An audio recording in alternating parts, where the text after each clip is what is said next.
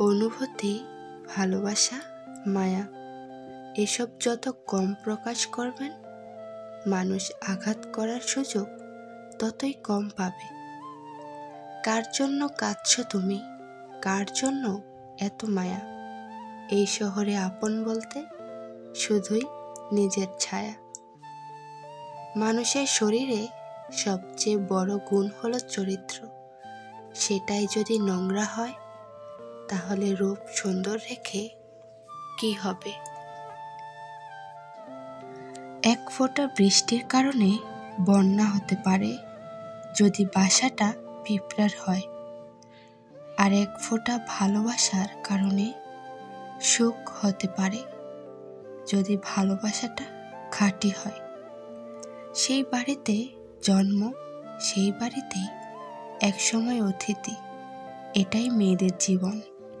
সুখের সঙ্গে টাকার কোনো সম্পর্ক নেই। টাকা শুধু চাহিদা মেটায়।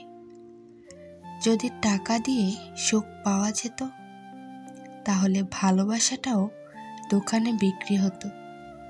অপরাধ না করেও যখন অপরাধী হয়ে যাবেন, তখন চুপ থাকাটাই শ্রেয়। কারণ চিৎকার করে কখনোই নিজেকে নির্দোষ প্রমাণ করা যায় না। যেটা খুব সহজেই পাওয়া যায় সেটা হলো ধোঁকা। যেটা খুব কষ্ট করে পাওয়া যায় সেটা হলো সম্মান। আর যেটা হৃদয় থেকে পাওয়া যায় সেটা হলো ভালোবাসা। আর যেটা ভাগ্য করে পাওয়া যায় সেটা হলো বন্ধুত্ব।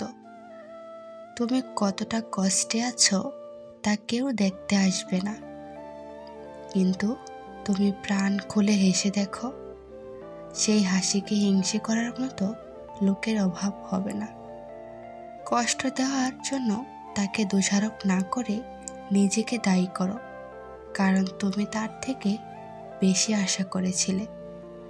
এই পৃথিবীতে সত্যিই আপন বলতে কেউই হয় না। সময় যখন খারাপ যায়, রাতের ঘুমটা কেমন পর হয়ে যায়। অবহেলার আরেক নাম একটু পরে কথা বলছি, এখন ব্যস্ত আছি। এই দুনিয়ার সবচেয়ে সস্তা জিনিস হলো পরামর্শ। একজনের কাছে চাইলে 10 জন দিয়ে যাবে। আর সবচেয়ে দামি হলো সাহায্য। 10 জনের কাছে চাইলে একজন হয়তো দেবে। প্রশংসা সেটা নয় যেটা তোমার উপস্থিতিতে করা হয়।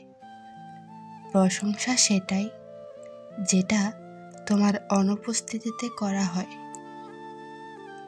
সম্পত্তি দেখে সম্পর্ক আর সৌন্দর্য দেখে ভালোবাসা কোনোদিনও চিরস্থায়ী হয় না।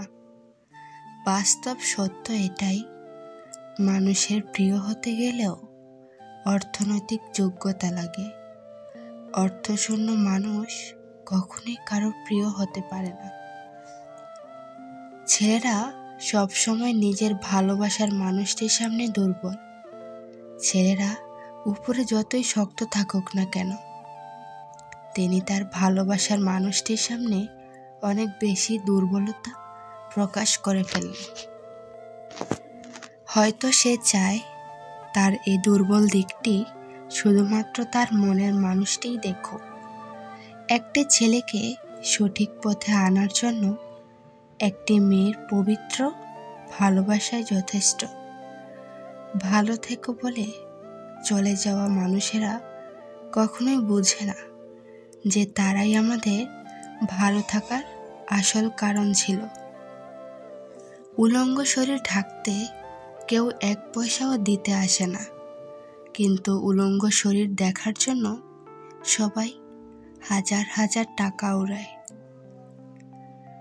ফুলের উপর তুমি শুলে ফুলশয্যা, আর তোমার উপর ফুল শুলে মৃত্যুশয্যা।